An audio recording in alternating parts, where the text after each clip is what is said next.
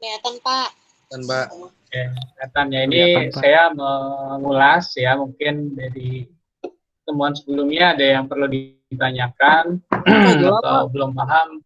Ah? Tadi HP saya yang mati ternyata. Bisa aja kau.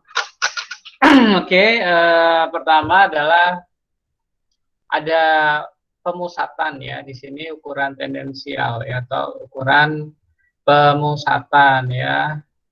Jadi gini ya, data itu setelah kita cari gitu ya, akan memiliki ciri-ciri tertentu gitu ya. Apakah data tersebut mengumpul ataukah menyebar ya. Nanti ada masalah penyebaran dan pemusatan. Jadi kamu bisa bayangkan, misalkan kamu punya produk gitu ya, kemudian dibeli oleh konsumen ya, konsumen kamu. Misalkan produk kamu adalah biskuit gitu ya, misalkan biskuit. Nah, kamu akan tahu target market kamu nih yang mana yang benar gitu ya. Kamu bisa push marketingnya gitu ya, memilih target sesuai data. Nah, maka kita akan lihat rata-ratanya, mediannya ya, modusnya. Jadi dengan melihat rata-rata, konsumen kita setelah hasil survei itu rata-rata berusia 20 sampai 25. Misalkan gitu ya. Apakah itu sah gitu ya? Apakah itu benar? Nah, kamu cek lagi datanya dengan median. Nah, median itu kamu cek, kamu runtutkan datanya gitu ya. Oh, ternyata benar di sekitar 20 sampai 25. Kemudian cek lagi modus ya, data yang keluar paling banyak, oh benar di antara 20 sampai 25. Nah, sebenarnya rata-rata median dan modus ini adalah saling mengkonfirmasi gitu ya. Saling mengkonfirmasi maksudnya bagaimana Pak? Ya. Jadi ketika rata-rata jatuh di lokasi yang sama misalkan ya atau berdekatan sehingga membuat median, modus dan rata-rata itu min, median, modus berdekatan misalkan 20, 20,5, 21 gitu ya atau 19,5 itu kan dekat-dekat datanya. Nah, itu menunjukkan data kita sudah berada dengan pengukuran yang benar dan itu bisa dibuatkan kebijakan lebih lanjut ya secara interaksi ya. Misalkan tadi, oh benar loh, kita berada di antara 20 sampai 25 misalkan, karena kamu pakai range. Tapi kalau nggak pakai range, misalkan 20, 21 ya, 19,5, 20, 20,5 sampai 21, sekitar itulah data kamu jatuhnya, min, median, modusnya. Nah, kamu nanti membuat strategi marketing yang akan menyasar mereka-mereka yang berusia remaja, kan itu ya, remaja menjelang dewasa atau menjelang sudah berpendapatan karena umur 20 sampai 21 kan sudah lulus kuliah ya normalinya ya. Tapi di sini rata-rata umurnya berapa ya kelas ini? Mungkin sekitar 20 ya sampai 21 ya. Jadi seharusnya sudah mulai bekerja, memiliki penghasilan. Putus ya. Ya begitulah sinyal ya, sorry.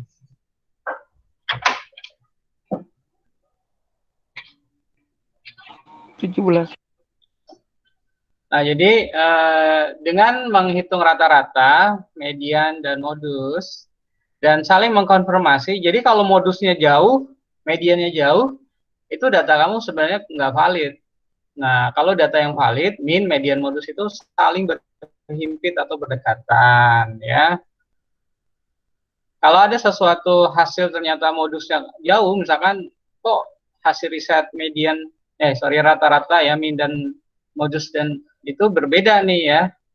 Min dan mediannya 20 sampai 21, tapi modusnya di 25 atau di antara ketiga itu saling menjauhi gitu ya. Nah, itu menunjukkan ada data yang menyebar ya. Biasanya sih rata-rata tuh, rata-ratanya kejauhan dari median dan modus. Rata-ratanya jauh karena ada pengaruh misalkan, oh ternyata kalau nilai ya, ada di kelas kamu yang terlalu tinggi atau terlalu rendah gitu ya. Biasanya nilai itu kalau ada anak yang terlalu pinter, ketinggian, akhirnya dia mengerek data kelas itu ketinggian. Nah, dalam kasus tadi Biskuit ya, kalau misalkan rata-ratanya berbeda dengan modus dan median, maka biasanya harus di reset ulang sampai ketemu data yang benar-benar berbentuk normal. Gitu. Nah, jadi itu filosofis dari menghitung rata-rata, ya, mean, median, dan modus. Jadi buat apa sih nih gitu ya? Nah, dalam prakteknya menghitung rata-rata yaitu merupakan salah satu tendensi ya, ukuran pemusatan yang sentral, dan ketika kamu memiliki angka tersebut maka kamu fokus di situ, biasanya gitu ya kalau di bidang bisnis ya produk kita, karena rata-rata konsumen kita usianya jelas rata-rata ya, dan dikonfirmasi median dan modusnya juga sama. Nah, di sini cara menghitungnya ya, kemarin sudah kamu belajar sendiri. Waktu itu saya tawarkan juga, tapi ya sepertinya sudah pada bisa gitu ya. Kalau ada misalkan data 5 mahasiswa berbentuk acak, ada angkanya 50, 60, 80, 90, dan 95, maka berapakah rata-ratanya ya? Kalau data tunggal sih gampang. Ini semuanya ditambahkan sehingga hasilnya 375 dibagi 5, hasilnya 75. Jadi rata-rata ya. Nilai, misalnya ini nilai statistik kelas ya, manajemen semester 3 ini adalah 75 dengan cara menjumlahkan dibagi N ya, dibagi N. Nah, median ya, median ini kalau ini kan disebut juga sebagai nilai tengah ya, atau nilai media. Ya. Nah, nilai median ini karena itu biasanya setengah gitu ya, 50% ada di mana. Nah, misalkan ada contoh soal ya,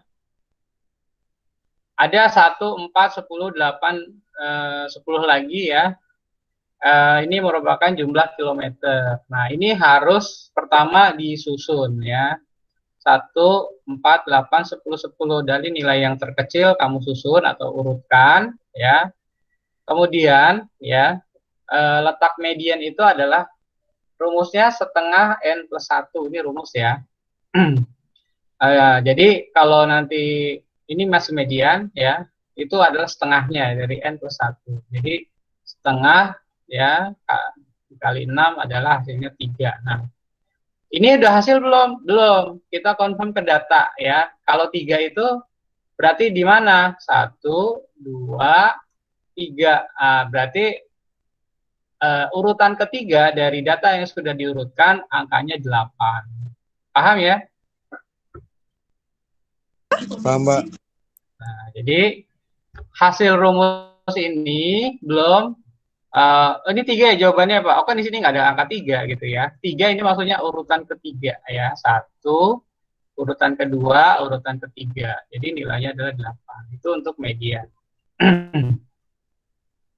Nah, ada contoh lagi di sini.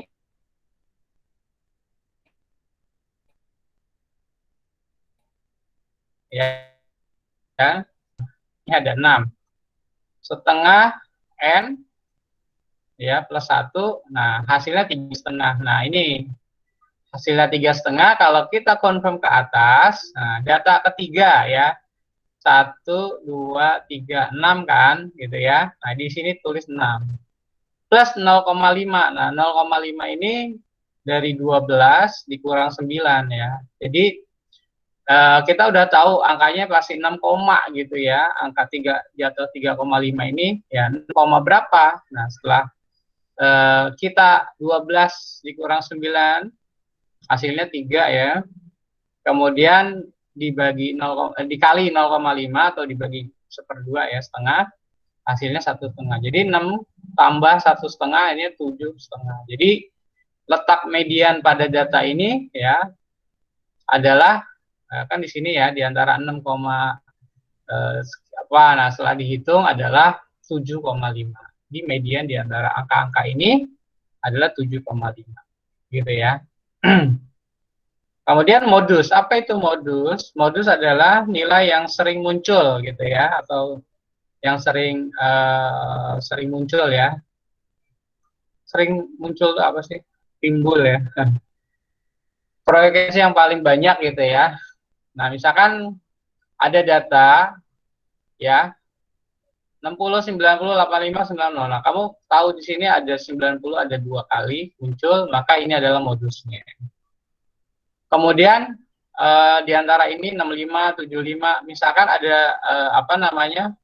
65 ada 2 kali, 85 ada 2 kali, nggak apa-apa, berarti modusnya ada 2, yaitu 65 dan 85, gitu ya.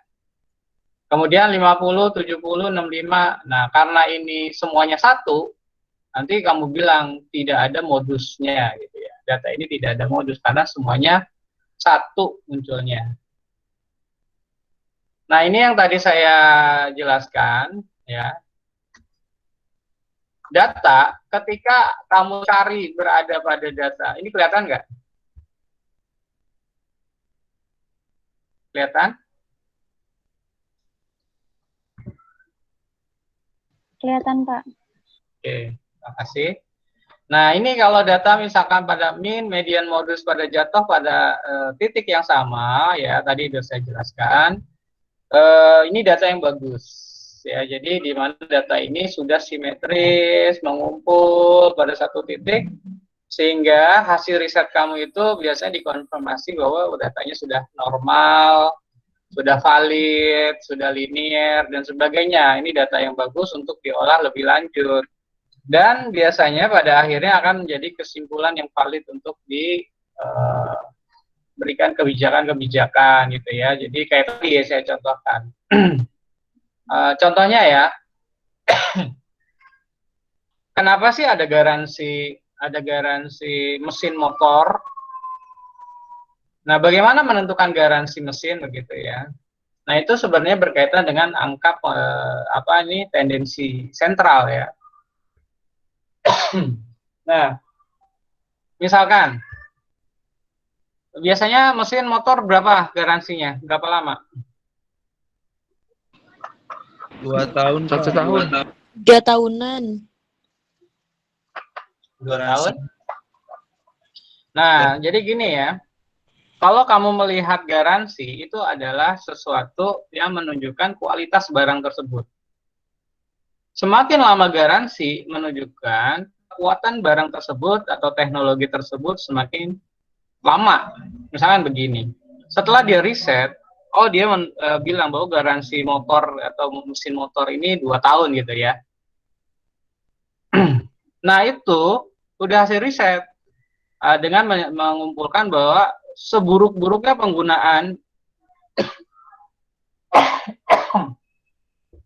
penggunaan misalkan kalau kamu terlalu berat ya, jauh, terus dipakai ganti olinya jarang, perawatannya jarang, motor itu akan rusak gitu ya pada angka 3 tahun, 2 tahun setengah gitu ya, di atas garansi. Nah, jadi kalau misalkan garansi kamu tetapkan 4 tahun, nah itu bisa bangkrut perusahaan kan? Paham nggak? Paham, Pak. Paham. Jadi setelah dia riset, ternyata perusahaan mesin ini kuatnya walaupun kondisinya sangat buruk digunakan. Ya tadi nggak ganti oli, nggak tidak perawatannya kurang bagus ya, biasanya kamu lupa atau sering jauh atau berat-berat. Nah, dia akan rusak 3 tahun atau maksimal 2 tahun setengah lah. Jangan menentukan garansi itu di bawahnya, gitu ya. Maksudnya udahlah kita garansi 4 tahun atau 3 tahun. Nah, besok banyak yang minta garansi, bangkrut perusahaan kamu. Maksud saya begitu. Jadi perusahaan akan melihat, ini kekuatan mesin fully dengan beban yang berat dan perawatan yang kurang 2 tahun setengah. Oke, kita tentukan 2 tahun aja. Jadi garansi itu menunjukkan hasil riset. Nah, jadi bukan kira-kira. Misalkan ada garansi mesin 3 tahun, ada garansi 2 tahun, ada garansi mesin 5 tahun, ada garansi 8 tahun kalau mobil, saya pernah baca begitu ya. Nah, kalau kita sebagai konsumen, nah, itu menunjukkan bahwa si produsen itu bisa menjamin kekuatan mesinnya dengan garansi yang tinggi, itu menunjukkan atau lebih lama itu kualitas mesinnya yang lebih baik, gitu ya. Terus kalau kamu lihat itu persaingan itu akan ketat di dunia lampu atau bohlam. Itu saya lihat persaingan promo dengan garansi itu main tinggi-tinggian. Tentunya Philips yang biasanya masih garansi lifetime ya, selamanya. Atau 3 tahun gitu ya. Nah itu menunjukkan teknologinya sudah tinggi. Tapi Pak, gimana kalau ketemunya kayak begini nih datanya? Ada data kamu nanti median, modus, min-nya tuh jauh gitu ya, nggak terlalu berdekatan. Nah, bagaimana? Nah, ini nanti untuk data seperti ini cara pengolahannya lain lagi ya.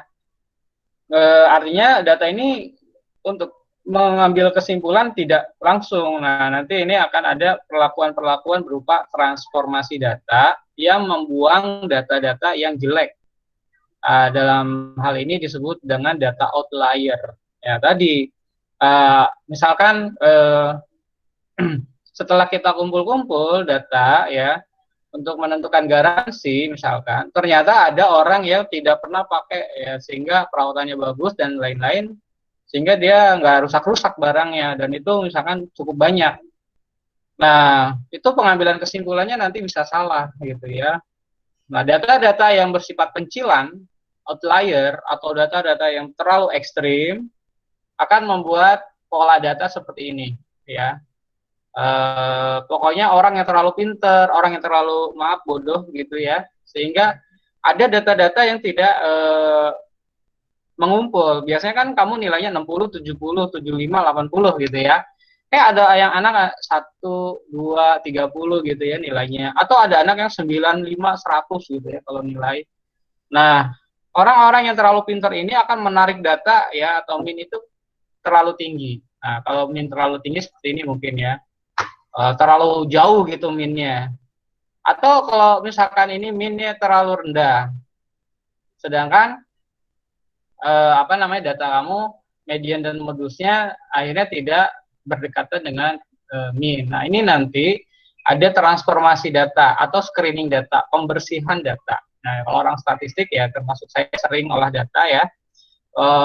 Wah ini kalau datanya begini langsung kita cek pakai di SPSS atau software-software lainnya itu ada metode men-screening data yang outlier. Jadi kita tidak masukkan dalam pengolahan lebih lanjut sehingga nanti datanya berbentuk seperti ini ya. Jadi data-data outlier itu kita kumpulin, kita data. Nah kalau mau dianalisis dengan analisis yang lain biasanya seperti itu. Jadi analisis outlier. Nah kalau di riset seperti itu. Nah menarik juga sih kalau ketemu data seperti ini. Kenapa sih ini datanya ada outlier seperti ini? Kalau kita mau telaah, kenapa ya? Nah, itu nanti juga menjadi sebuah hasil riset. Jadi, seperti itu ya kalau riset. Dan penggunaan atau implementasi dari perhitungan min, median, modus, mudah-mudahan kalian bisa paham. Jadi, penting buat bisnis melihat adanya rata-rata, median, dan modus. Kemudian ada juga rata-rata atau geometric mean ya. Nah, jadi rata-rata geometrik dari data ini adalah merupakan kalau di statistik itu cara mentransformasi data ya. Salah satu caranya ya tadi kita membuat rata-rata ukur ya dari rata-rata yang biasa. Jadi ada rata-rata aritmatik. Nah ini kalau kamu main saham nih biasanya pakai harmonic average ya. Jadi kita biasanya melihat rata-rata hitung aritmatik ini pergerakannya seperti apa. Tapi biasanya jarang digunakan ya dalam perhitungan-perhitungan ini. Nah, biasanya ini adalah berupa bentuk-bentuk yang mentransformasi data ya, tadi yang saya bilang ya.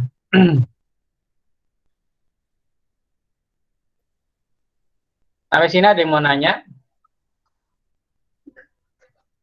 Untuk data yang berkelompok, artinya data yang sudah kita masukkan dalam kelas-kelas, kemarin sudah kita misalkan seperti ini ya, kelas frekuensi.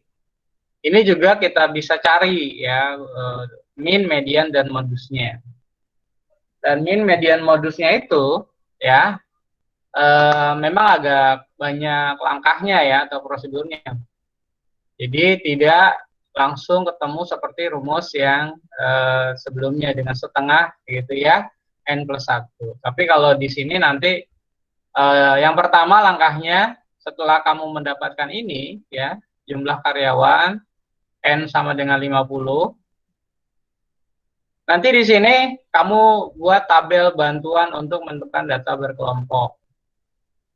Nah, misalkan nilai tengahnya yang kemarin sudah saya jelaskan ya, 30 sampai 39 ini dibagi 2 ya. 34,5. Dicari dulu nih ya, 30 tambah 39 bagi 2, 40. Nah, hasilnya nilai tengah.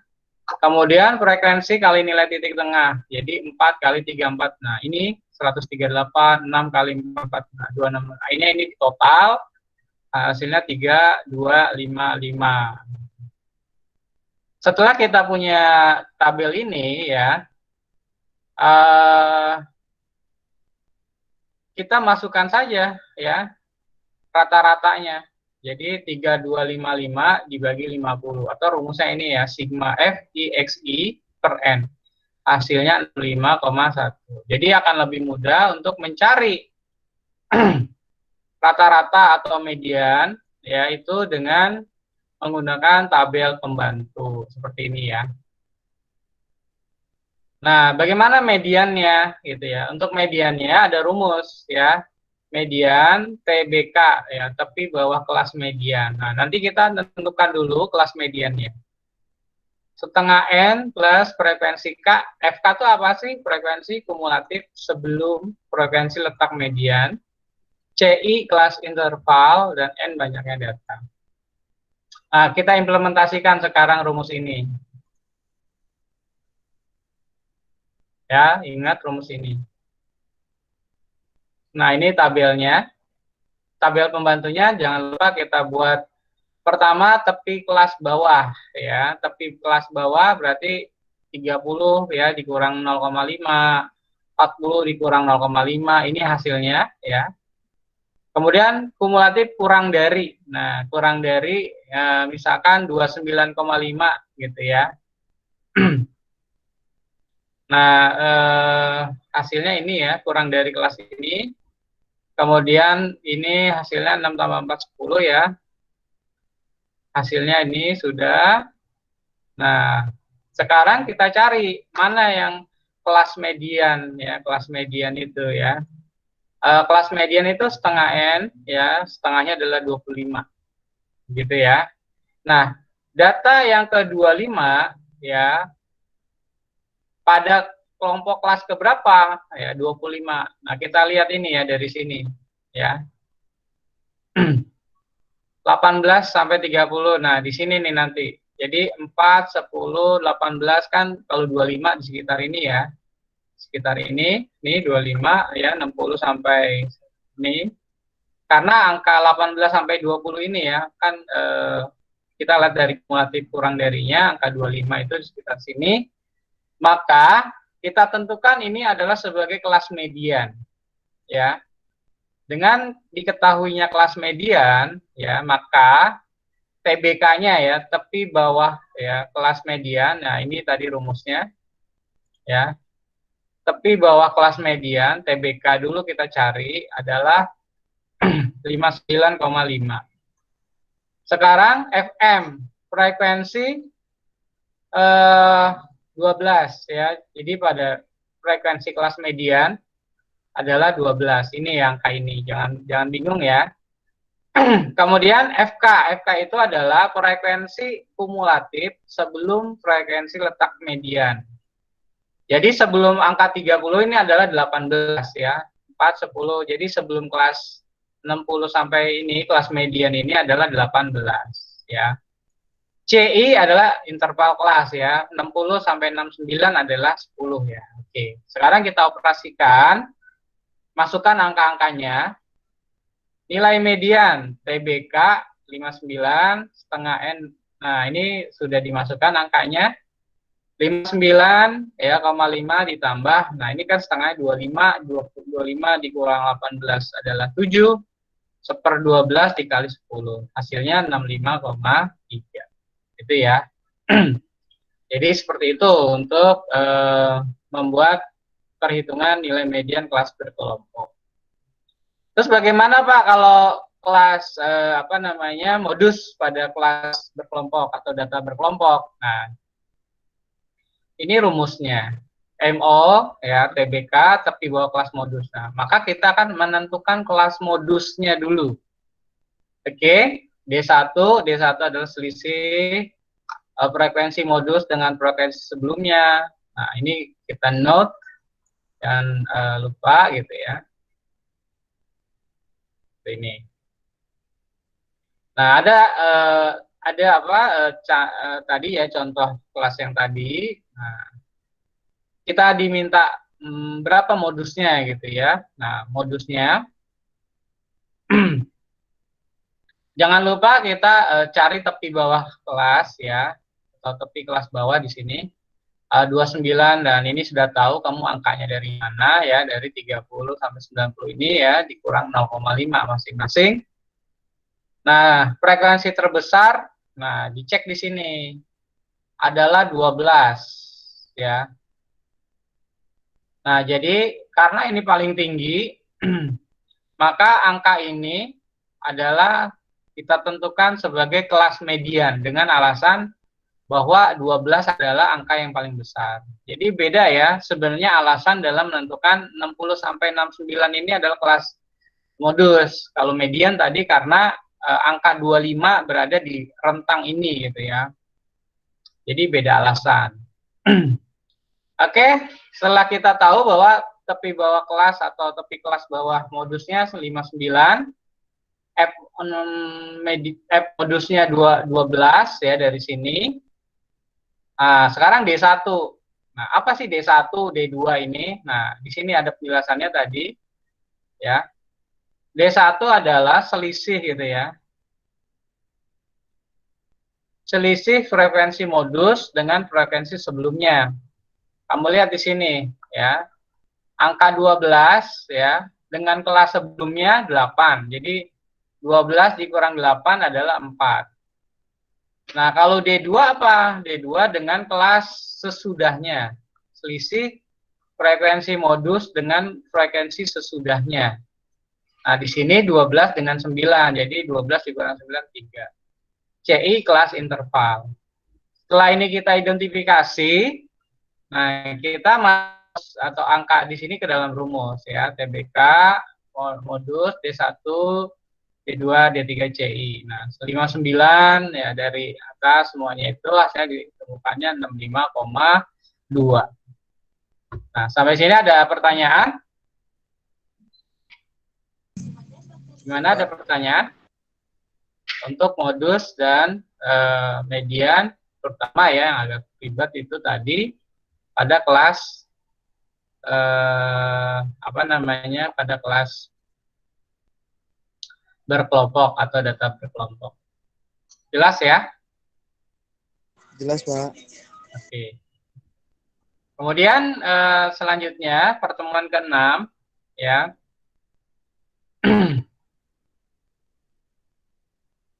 Kelihatan nggak share-nya? Kelihatan, Pak. Kelihatan, Pak. Oke. Kalau tadi ini lebih enaknya kita akan berbicara masalah median. Kalau median itu kan setengah ya. Nah, kalau pada ini kita akan bahas di sini ada kuartil namanya ya. Nah, sebenarnya mirip-mirip ya sama median. Nah, kalau median itu setengah, nah kalau kuartil itu seperempatnya. Jadi data itu kita bagi 4 bagian gitu ya. Kalau median kita membaginya menjadi 2 bagian. Nah, jadi kuartil. Untuk data tunggal, kuartil pertama, kedua, dan ketiga ya, ada istilah seperti itu ya. Pak Yusuf, ini buat apa lagi? Nah, ini sama pentingnya ketika kita mengetahui misalkan 25% pertama gitu ya, 50%, kemudian 75%. Nah, itu kita akan melihat pembagian-pembagian kita secara bertahap kan, dengan kuartil kita bisa paham bahwa 25, 50 ke 75. Ternyata data kita itu lebih banyak, sampai 50 aja udah banyak ya. 75 perkembangannya lebih sedikit. Nah, jadi nanti tentunya kebijakan juga bisa dicari dengan melihat kuartil. Oke. Di sini Q1, Q2, Q3. Pak, Q4 enggak sih? Nah, Q4 mah terakhir biasanya ya, nggak usah dicari. Jadi dia udah 100% ya, itu angka terakhir, nah itulah kuartil. Tapi kalau misalkan kuartil Q1, kuartil 2, kuartil 3, nah kita biasanya belum tahu. Nah, kalau kuartil 2 itu identik dengan apa? Median gitu ya, karena nilainya dia itu setengah bagian gitu ya. Oke, kita cek contohnya ya, karena Anda sudah belajar seharusnya. Tapi ini akan saya jelaskan bagi yang belum paham. Ada data 35, nah seperti ini, jangan lupa datanya itu diurutkan. Ya, diurutkan. Ya, jangan lupa pokoknya untuk penyelesaian median, modus, kuartil ya, ini datanya diurutkan. Nah, sehingga inilah data kita. Ada 10 data ya. Nah, untuk data pertama, jangan lupa pakai rumusnya 1/4 N plus 1 gitu ya. Nah, sebenarnya tadi sudah saya jelaskan ya pada soal median. Nanti kita akan mengoperasikan sehingga ditemukannya misalkan nilai 2,45 ya pada angka 6. Pada letak angka kedua, kita tahu nih, angka kedua itu kan 35 ya. Nih, 35 nih, X2-nya 35. Nah, terus 0,45-nya ini, nah gitu ya, 0,45-nya berada di rentang ini ya, 0,45 gitu ya. 35 sampai 40 kan, kalau 1 kan di 40. Maksud saya 0,45 dari jarak ini, ya ini dicari. Jadi 0,45, 40 min 35, hasilnya 2,25. Nah, sehingga kuartil pertama adalah 37,25. Nah, kita mencarinya seperti itu. Ada yang belum paham? Silakan ditanyakan. Jadi antara ini dan ini ya, kita akan mencari 0,45-nya.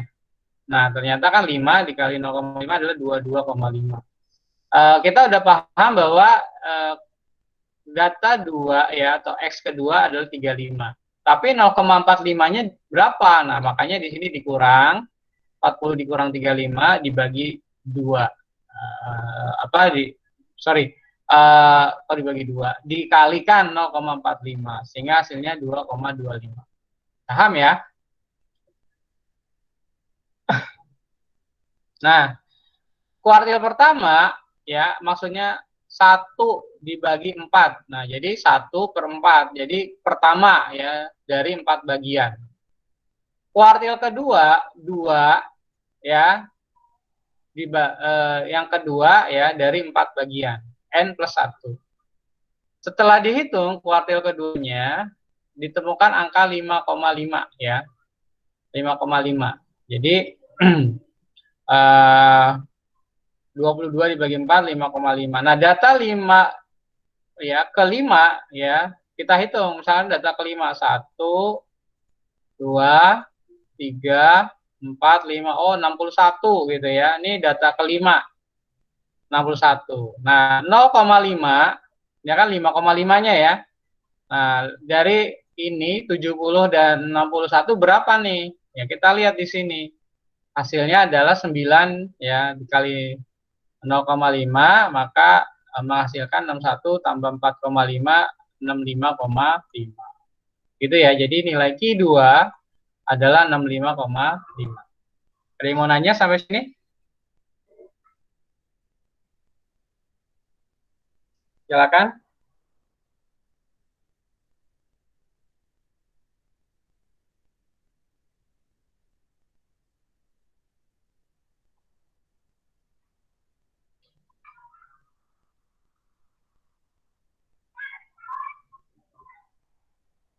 Kita bisa lanjut ke ketiga ya. Nah, Q3 itu dari 3 bagian ketiga dari 4 bagian. Nah, datanya ada 10 ya, tadi di atas. Banyaknya data, nah hasilnya 8,25. Nah, jadi kita lihat yang ke-8 itu berapa? 1, 2, 3, 4, 5, 6, 7, 8. Nah, 88. Nah, di antara 88 sampai 91, nah kan karena hasilnya tadi 8,25 ya. Kita hitung ya, 0,25, 91 dikurang 88. Hasilnya 3 dikali 0,25, maka jatuh pada 88,75. Gitu ya. Itu untuk menghitung kuartil. Kuartil keempat nggak usah gitu ya. Pasti hasilnya adalah kalau data ini 95 ya, terakhir ya. Jadi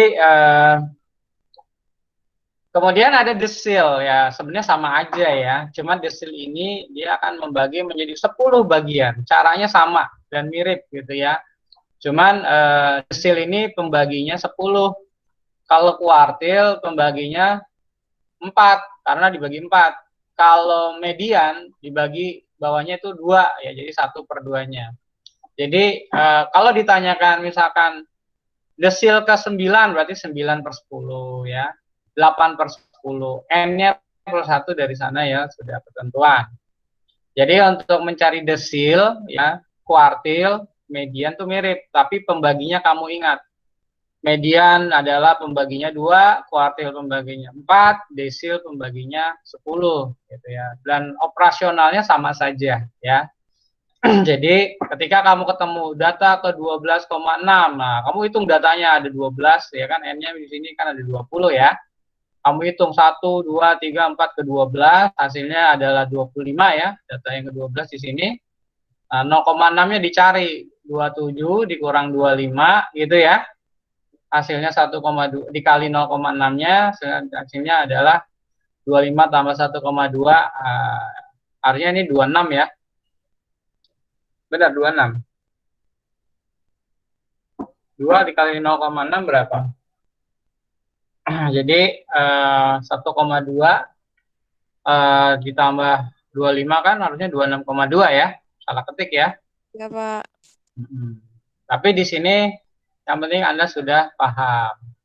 Kemudian ada lagi persentil. Nah, itu membagi menjadi 100 bagian. Makanya di sini nilainya ada pembaginya 100 ya.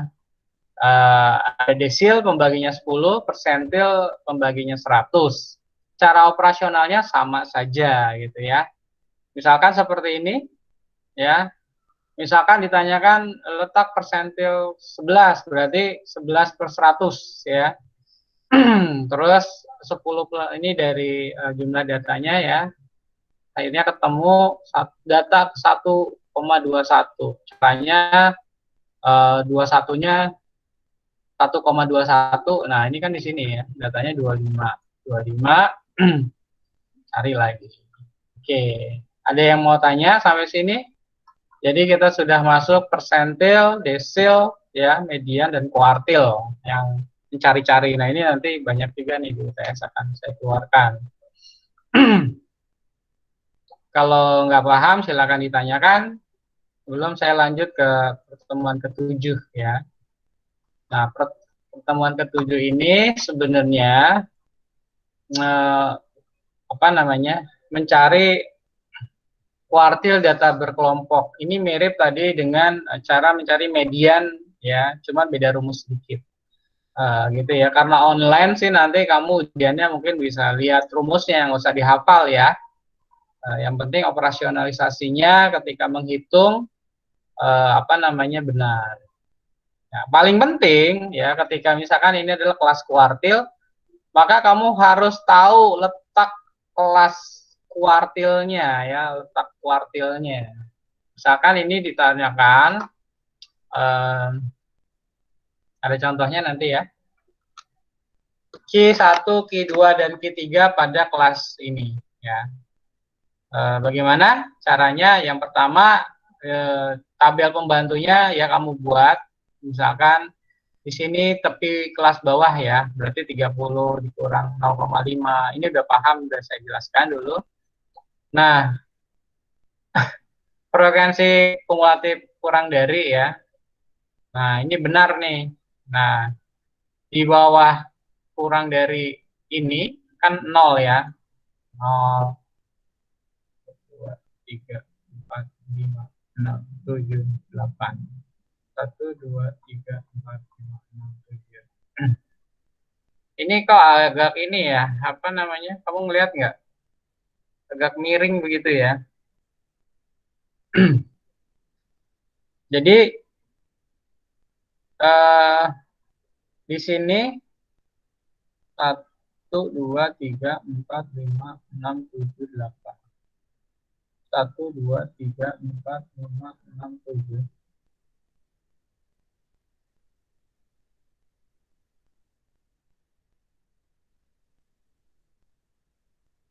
Jadi angka kelas di sininya ada 8, di sininya malah ada 7 ya.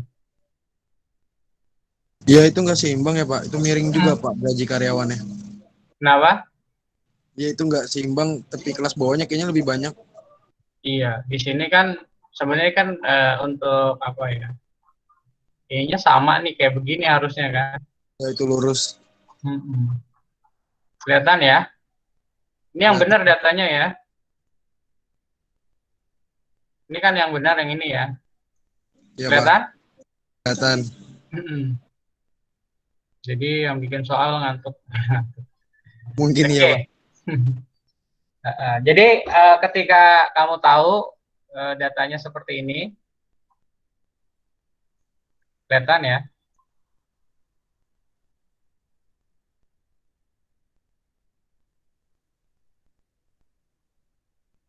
Data nih ada yang masuk.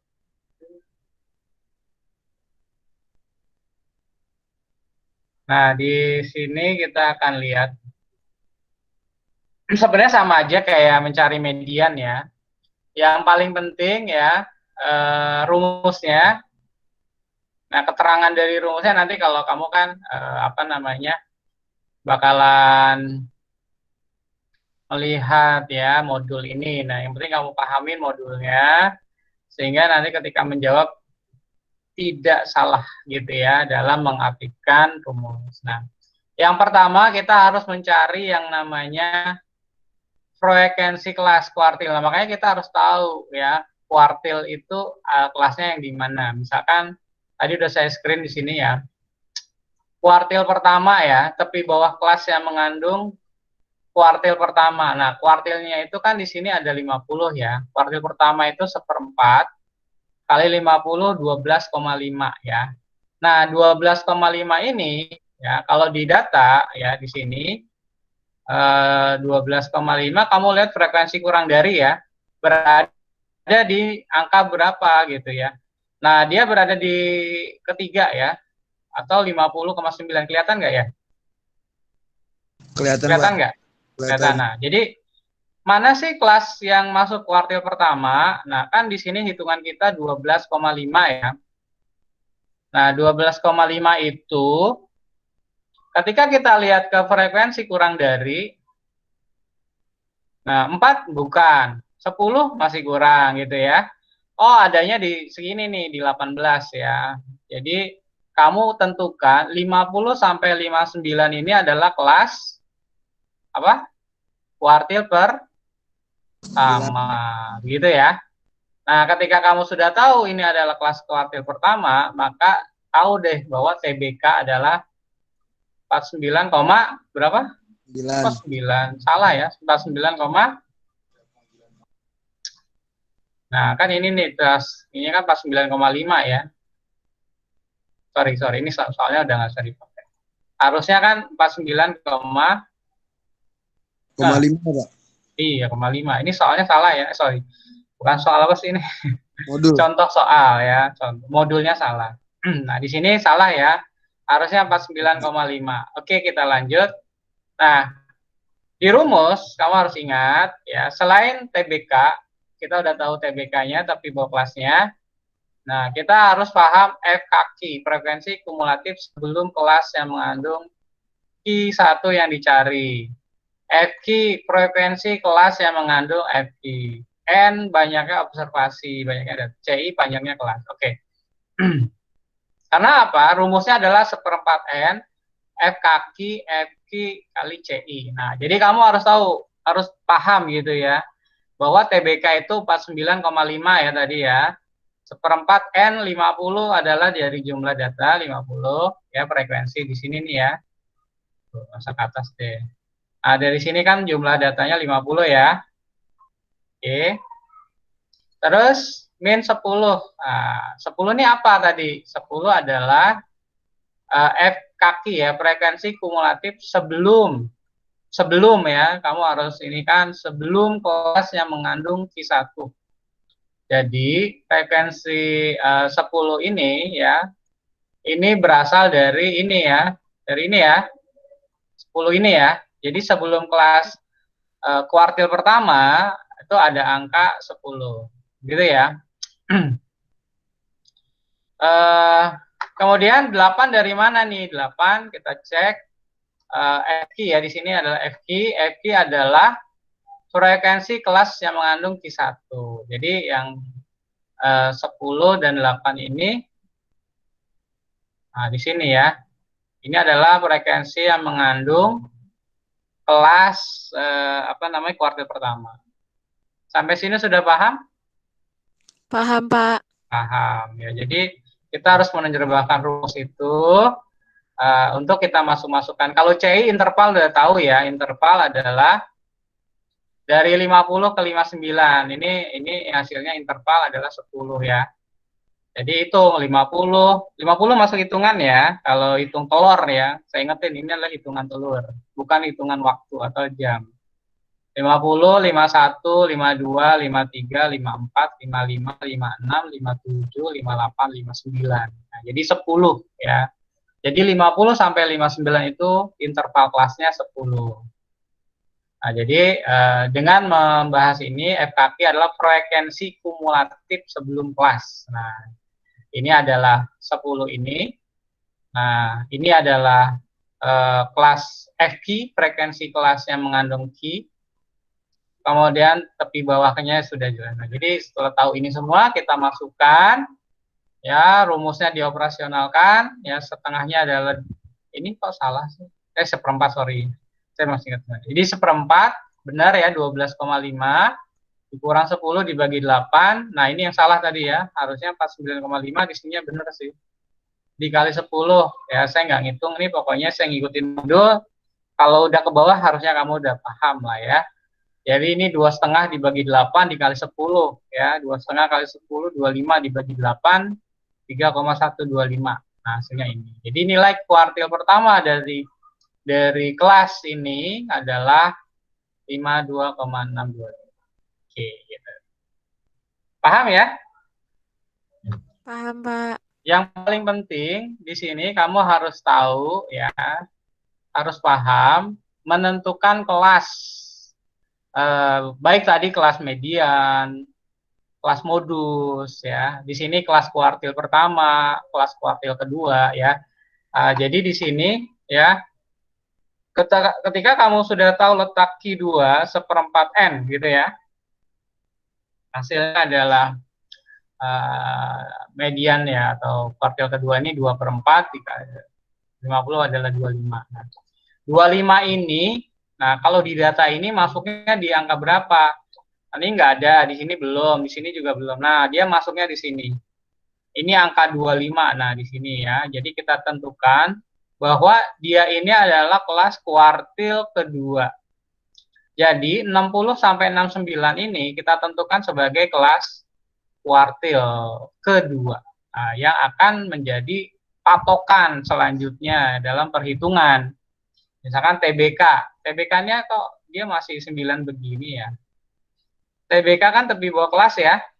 Harusnya 59,5 ya.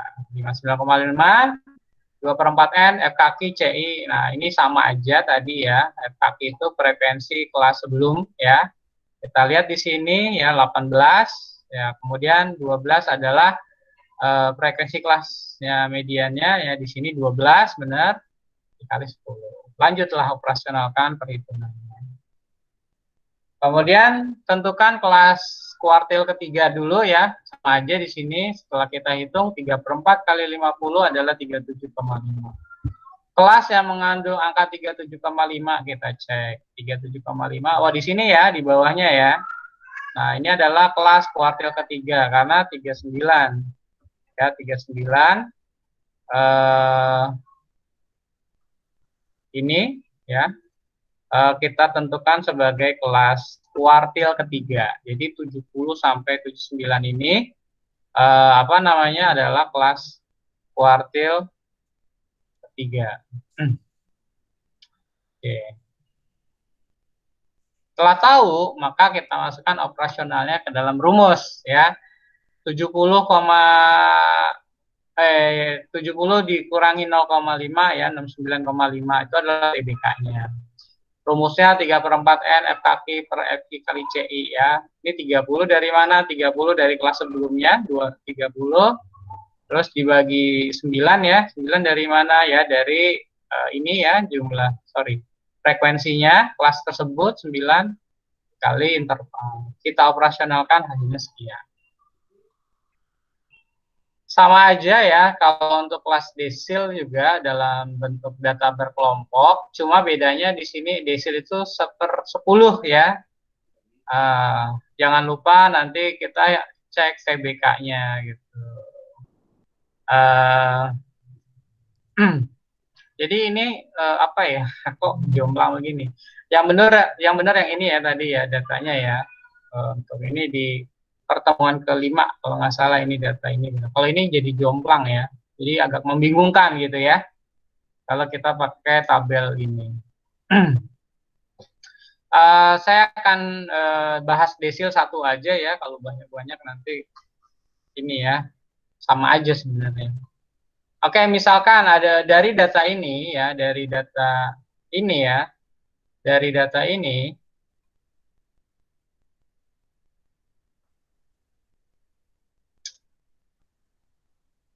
Ya, kita akan menentukan ya desilnya ini tergantung perpindahan. Misalkan diminta desil ketiga ya, data ketiga. Desil ingat ya, desil itu 10. Jadi pembaginya adalah 10. Nanti persentil pembaginya 100. Kuartil pembaginya 4 gitu ya. Ketika 3/10 gitu ya. Dari data 50 hasilnya 15 ya, 15. Nah, data ke-15 ya di sini di ruang sini masuk di angka berapa? Oh, di sini ya.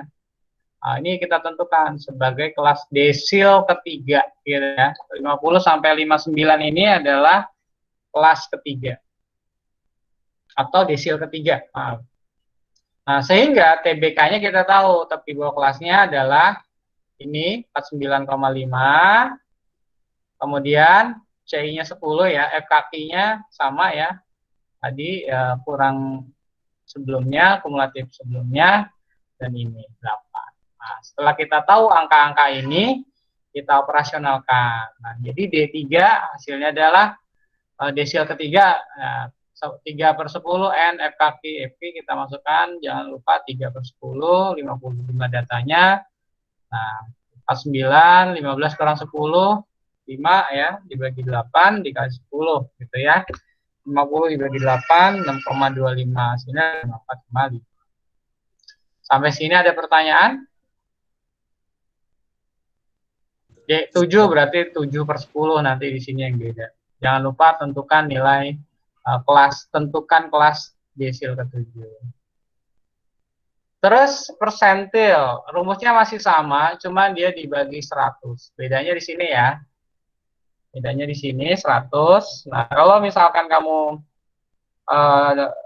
lihat gitu ya, jangan lupa lagi di sini adalah kita tentukan kelas ya, kelasnya. Misalkan P3 atau persentil ketiga.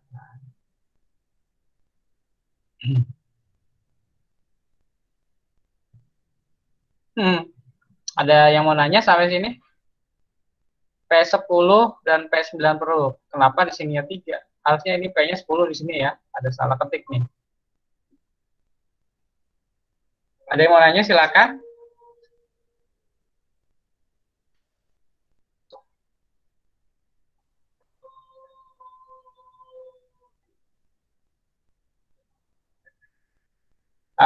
Kecepatan atau ada yang belum jelas, silakan ditanyakan. Paham ya, kalau nanti saya keluarkan UTS-nya kayak gini bisa ya? Insya Allah Pak, bisa dikit-dikit. Pak. Bisa, Pak. Nah, dikit-dikit Mas Ahmad, yang banyak gitu ya. Bisa ya? Iya Pak. Oke, saya lanjut nih ya untuk persentil. Sama ya, persentil juga bahwa kita harus, apa saja ya,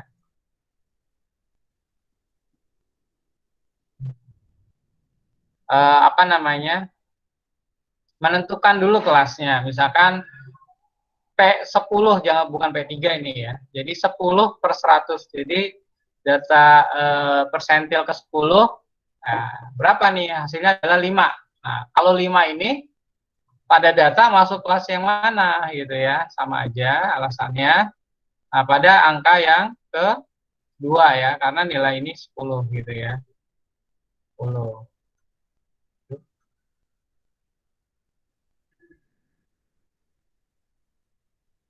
Nah, jadi ini adalah 10. Kelas 40 sampai 49 alasannya berada di sini ya. 5 itu kan ada di sini ya. Jadi angka 40 sampai 49 kita tentukan adalah persentil yang ke-10 gitu ya. Setelah kita tahu P10 angkanya jatuh pada kelas 40 sampai 49, maka kita masukkan ya ke rumusnya. TBK tepi bawah kelasnya adalah ini ya, 39,5. Kemudian kita tahu ini akan dipakai 4 dan 6. Nah, CI-nya 10. Nah, 10 per 100 kali 50 dikurang 4. 4 dari sini ya, dari kumulatif sebelumnya. Dibagi 6 adalah kelas itu sendiri, ya dikali 10. Hasilnya kita operasionalkan, ya 5 dikurang 4 dibagi 6 kali 10, hasilnya 41,17. Sama aja caranya ini juga, jangan lupa kita tentukan bahwa hasil dari 45 ini masuk kelas yang mana ya. Di sini nih kalau 45. Berarti 80 sampai 89 adalah persentil ke 90 gitu ya. Persentil ke 90. Setelah kita tahu bahwa sebelumnya ada angka 39, angka 79,5 dan angka 7. Nah, kita masukkan hasilnya 88,07. Gitu ya untuk pertemuan ke-7 yang harusnya saya bahas pada malam ini. Tapi sudah saya tadi jelaskan sebelumnya mulai dari pertemuan 4 ya, biar tidak membingungkan kalau ujuk-ujuk pertemuan 7. Tapi mungkin di antara Anda ada yang sudah belajar ya di rumah. Kayak Mas Ahmad Del kan rajin tuh ya, tiap malam belajar sampai jam 12 kan. Amin Pak, amin. Amin ya kan. Buku statistik aja udah banyak dibacakan. Nah, jadi mungkin udah paham. Nah, karena ini adalah pertemuan yang kedua begitu ya, dan setelah UTS, sebelum UTS nggak ada lagi, maka saya akan bahas sampai pertemuan 9 kali ya, kalau sempat. Tapi ini sekilas-sekilas aja kayak tadi. Oke, tadi sudah saya jelaskan masalah pemusatan. Nah, sekarang masalah penyebaran. Nah, tadi yang saya sudah bilang, data itu kan ketika mau riset misalkan tentang produk yang kamu pakai, yang kamu jual, biskuit ya kan bayi makan, remaja makan, terus orang dewasa, misalkan 0 sampai 5, 5 sampai 10 kamu, 5 sampai 12, 12 sampai 20, dan kamu punya range seperti itulah. Nah, tentunya data itu kan nggak ada cuma di rata-rata atau median dan modusnya saja, tapi data itu kan ada yang panjang begitu, kan kakek-kakek, nenek-nenek juga makan produk kamu gitu ya. Nah, itu akan dibahas dengan melihat ukuran penyebaran data kita. Nah, sehingga ada di sini jarak, istilahnya range, ada ragam, variance, simpangan baku, standard deviation, dan koefisien keragaman, coefficient of variation. Memang data yang bagus adalah data yang memusat, saya bilang tadi ya. Tetapi dalam realnya, data itu memiliki penyebaran. Makanya ada yang namanya sampling error gitu ya, kalau di statistik kayak gitu, ada sampling error. Nah, jadi kalau data itu semakin beragam, nah, jadi kamu punya data ya, ternyata pengguna pengguna produk kamu itu semua kalangan gitu ya, untuk umum ya, baik yang umurnya remaja, dewasa maupun yang tua gitu ya, atau anak-anak tetap menggunakan produk kamu. Apa sih contohnya? Misalkan makan mie instan tuh ya. Nah, maka bisa dibilang bahwa produk kamu tuh semua segmen bisa misalkan. Tapi kalau biskuit, misalkan kamu biskuit agak keras, oh ini mah remaja karena giginya kuat. Nanti kalau udah yang usia 40-an giginya udah mulai goyang, udah nggak makan biskuit kita nih. Maka kamu nanti iklannya tentunya akan menyasar ke remaja, tentunya dengan nanti iklannya itu, kalau ini iklan ya, modelnya itu modelnya yang remaja yang lagi tren misalkan. Siapa sih sekarang yang lagi tren remaja? Siapa ya? Yang mahal bayarannya, nah kamu endorse ke dia kan gitu ya? Siapa ya contohnya ya? Yang kira-kira akan menarik daya untuk orang membeli. Nah, itu nanti kan skripsi kamu gitu. Contoh skripsi pemasaran contohnya gini. Penggunaan misalkan Siwon atau BTS pada Shopee ya, yang menarik niat untuk membeli, belanja di Shopee gitu ya. BTS dipakai Shopee ya? Kalau nggak salah. Nah, jadi dengan dengan riset, maka kamu akan tepat menentukan bahkan sampai model gitu ya, bahkan modelnya yang dipilih. Nah, jadi kalau Shopee itu nggak mungkin dia modelnya misalkan siapa ya, Widiawati atau emak-emak gitu ya, misalkan yang udah tua lah bintang filmnya gitu. Nah, karena apa? Itu bukan target marketnya. Ternyata setelah di riset, yang belanja di Shopee kebanyakan remaja kayak kamu nih. Makanya dia pakainya udah gitu yang sukanya pada Korea gitu ya, BTS, Siwon. Saya nggak ngerti deh tuh sekarang. Kalau saya kan zamannya Tomingse. Nah, jadi kalau data kamu tidak homogen ya, itu juga akan memiliki kebijakan yang lain. Kalau Indomie, ya misalkan mie instan itu, iklannya akan beragam, ya kakek, nenek, anak-anak, emaknya, bapaknya, anak yang remaja itu akan menjadi iklan keluarga. Karena apa? Karena pengguna produk mie instan, ya misalkan Indomie atau apa itu, Supermie atau apa gitu ya, semua kalangan itu udah di riset. Oke, paham ya maksudnya ya sampai sini kenapa kita harus paham masalah pemusatan data dan mengapa kita harus paham masalah penyebaran data. Nah, ada yang namanya range, kan itu jangkauan. Nah, jangkauan kamu ini misalkan produk kamu dimakan oleh orang umur 50 ya. Kalau udah umur 50 udah gak kuat giginya. Misalkan kamu jualan kacang tuh ya, kacang yang atom gitu ya. Atau kuaci. Ya, itu orang giginya udah pada hilang begitu, nggak mungkin makan kuaci kan. Nah, jadi kamu harus tahu range dari jangkauan data kita, misalkan mulai dari anak-anak yang udah nggak ompong, ya umur 15 sampai 45. Nah, itu jangkauan. Kamu harus tahu dong, jangkauan produk kamu sampai mana gitu ya.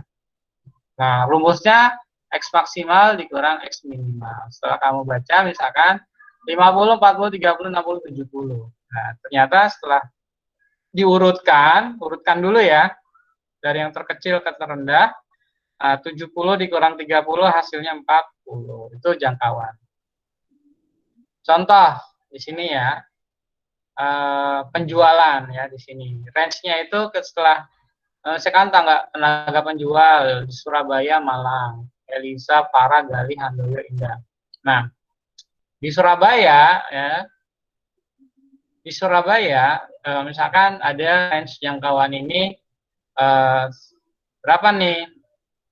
Paling tinggi ya. Berapa sih paling tingginya? 2.200.000. Ya. Paling rendahnya berapa? 900. Ya.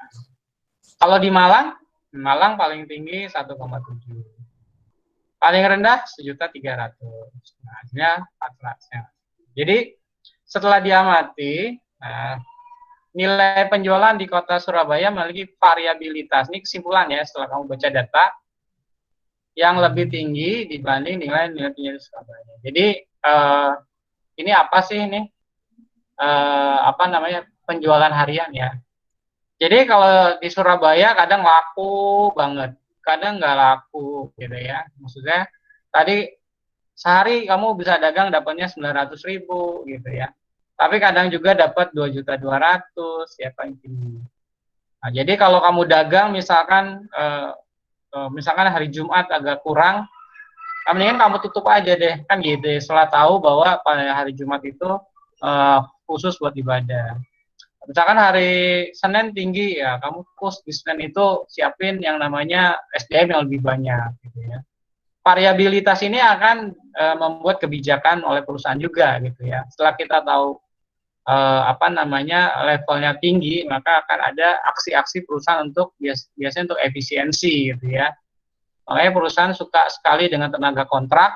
Kenapa? Karena variabilitas ini harus dihadapi dengan fleksibilitas. Ya, tadi contohnya, kalau pas lagi sepi ya kalau bisa tidak dibayar gitu ya tenaga kontrak. Sekarang udah berlaku nggak sih Undang-Undang Cipta Kerja tuh?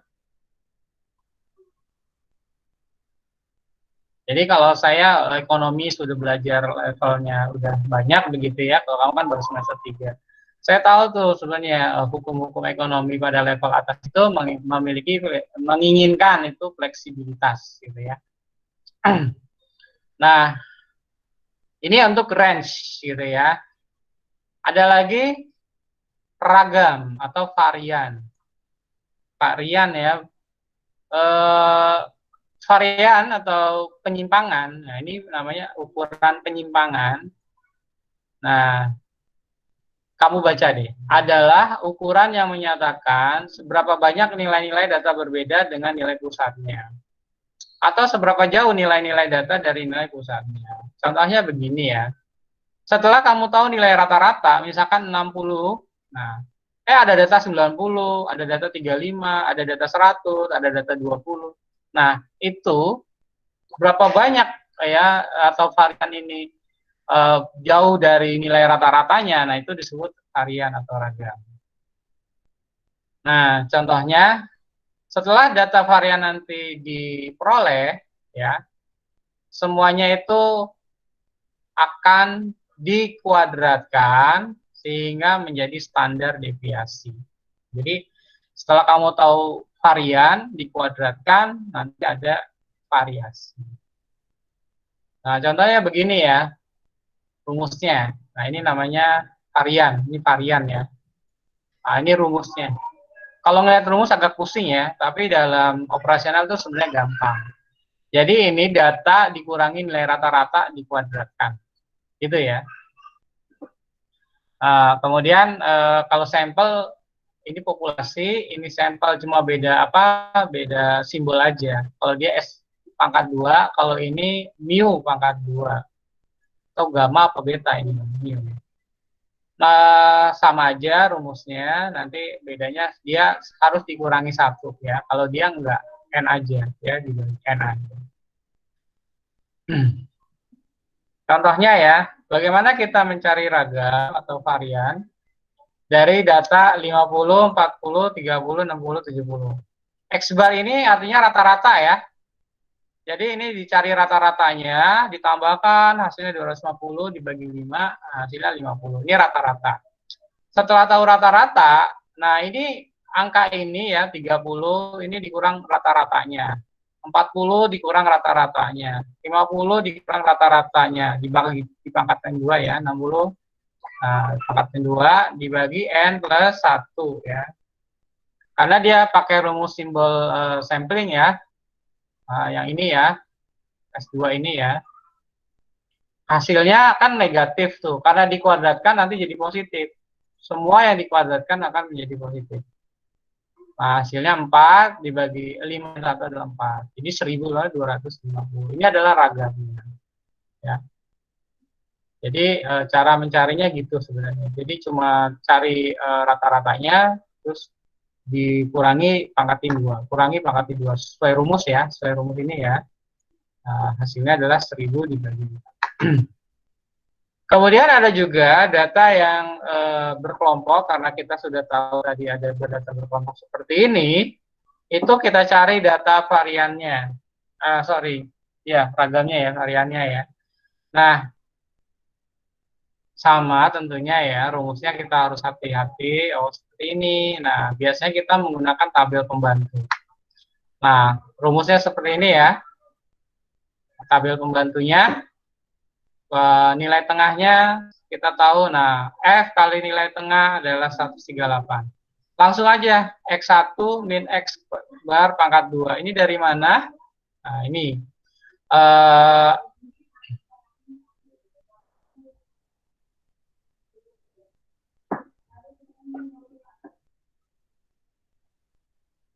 Oke. Kita cari ya, di sini.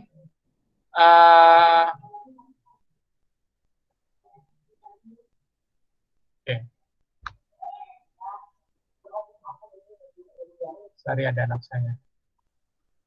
X1 min X2 pangkat X1 min X bar pangkat 2. Nah, oleh karena itu kamu harus tahu apa namanya? X barnya dulu. Ini kamu harus cari. Tadi kan udah kita cari ya. Kalau X ini kan adalah nilai tengah ini ya, nilai tengah nih. 34,5 gitu ya, min X bar. Nah, X barnya ini kita tadi udah kita cari tuh di sini kayaknya. Nah, ini jadi X barnya 65,1 ya, di pertemuan kelima ada tuh. Paham nggak? Paham? Jadi ketika kita kurangi 34,5, nah ini pengurangnya berapa nih? Pengurangnya di pertemuan ini adalah 65,1. Kita udah cari X barnya loh di pertemuan ini ya. Paham nggak? Paham? Belum. Jadi Pak, 65, ulangin, Pak. Hah? Diulangin. Kurang paham. Okay. Kita akan mencari ragam gitu ya. Ragam atau varian. Kalau data tunggal itu seperti ini gampang lah ya. Karena kita rata-ratanya langsung kita hitung hasilnya 50. 30 dikurang 50 dipangkat 2 kan. Nah, kemudian kalau pangkat 2 hasilnya kan minus 20 ini menjadi positif. Ini kan jadinya 400 tambah 100 gitu ya. Tambah 100 tambah 400 hasilnya 1000 ya. Bagi 4 250. Jadi ragam atau varian dari data ini adalah 250. Tapi pada data kelompok ya nanti data kelompok dengan tabel yang dulu-dulu ya yang selain kita bahas, ini ada rumusnya seperti ini. Rumusnya seperti ini ya. Bedanya itu kalau kita pakai ini sampling N-1. Kita bisa pakai ini ya kalau datanya dikit. Nah, ini kita sudah hitung dengan rumus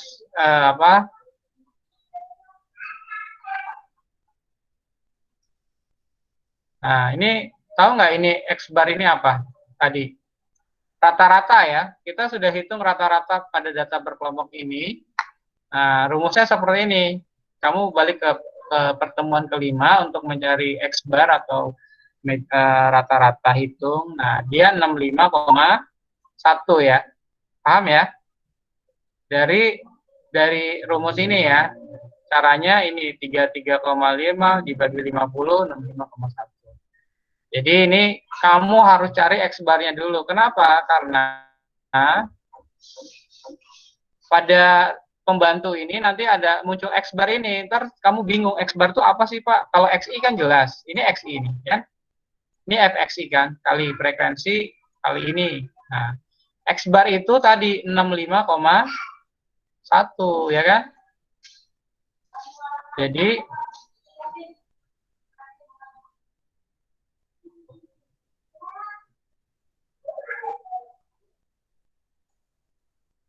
ini hasil daripada perhitungan sebelumnya. Jadi untuk mencari X bar ini kok tiba-tiba ada 936,6, maksudnya saya takutnya tuh kamu nggak paham gitu ya.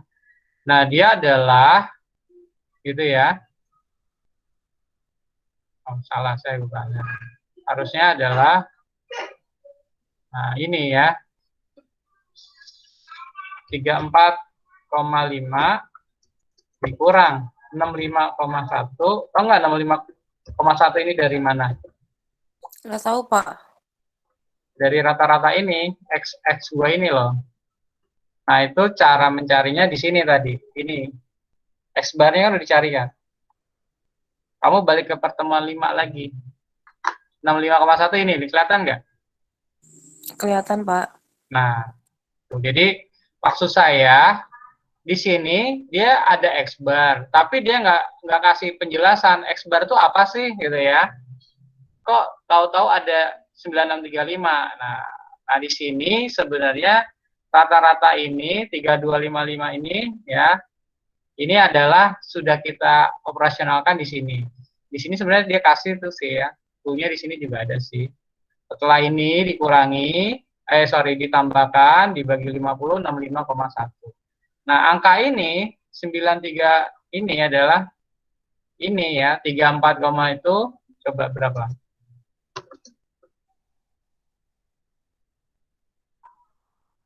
Berapa tuh? 65,1 dikurang 4,5. Kan ini kan sebenarnya minus 30,6 ya.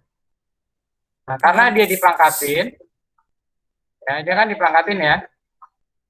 Pangkatin itu kan dibagi dia sendiri ya, 30,6 juga.